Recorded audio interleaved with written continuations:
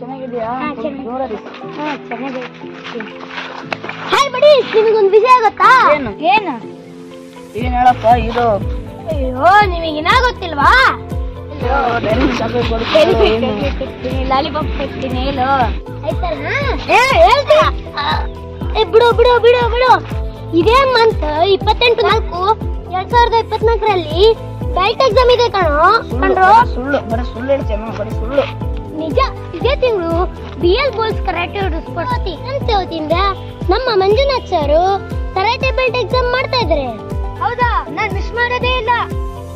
ನಾನು ಕೂಡ ಎಕ್ಸಾಮ್ ಕೊಡ್ತೀನಿ.